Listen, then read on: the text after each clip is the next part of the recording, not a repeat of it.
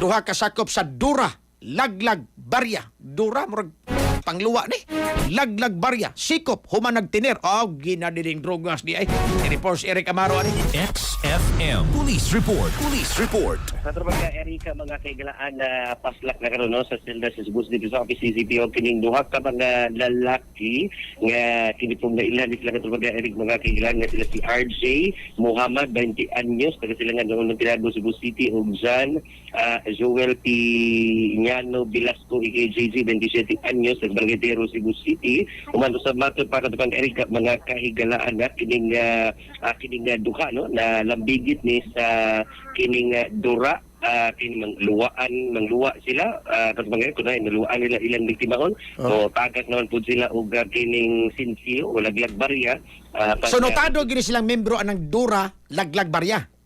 Sakto na. Ganun nahibawan man po, membro sila nangay.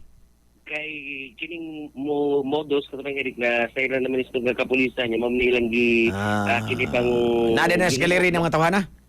sakto na nga no, so kay kining duha mga lutado naman na pa ni din una ani katong Erika mga kailan ang kining babae intang nga biktima nila katong Erika mga katropa ni tatabang ni sa kapulisan unya matod pa tools operation na siren usab nga ang kining duha ilang yung biktima ang usa ka kinipong babae katropa ga Erika mga kaigalaan kay ang istorya diya sud sa kinipong public utility vehicle PUJ katapang Eric yung mga suspect nagsabot sa lugar yan distract ng ilang babae ng biktima katapang Eric mga kikilaan diin ang kinig biktima base po sa kinipong account sa mga witnesses katapang Eric mga kikilaan ni Luzon is lang modus operandi ilang distract ilang biktima nagkunuhay nagluwa ni siya ludan niya ng babae sumontong sa kontrapuhan kunuhay nila ang kining tawag aning luwa unya din natagak ang mga coins katapang Eric mga kigalaan din ang usa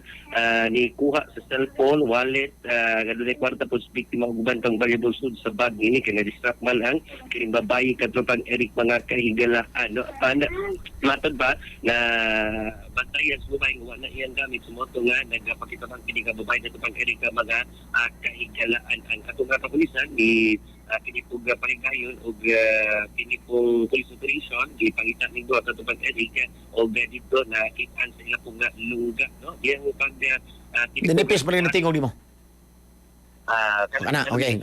Steady. Okay. Katupad Eric mga kailan yung isipan ni sila dito na kuhaan ni sila og kini mga pipila ka mga pakete sa gituan usab nga sa bumo to nga gipusasan sila ngay sa kini pong kaso nga kalapasan section 11 article 2 RA 9165 ng Kubot ng Lugas kag hikayen kon sila no manigi kini pong positively identified sa kining ilang biktima hikayen kon sila og kaso nga theft ko na pagpangawat. So adlong Biyernes ron Sabado Domingo so matanggong pagini sa Selda sa Police Station 3, Waterford Police Station, ang kining duha ka sakop sa Laglag ay Dura, Laglag Barya kining gang members katubag ani ko masikop sa itong kapulisan sa Waterford Police Station.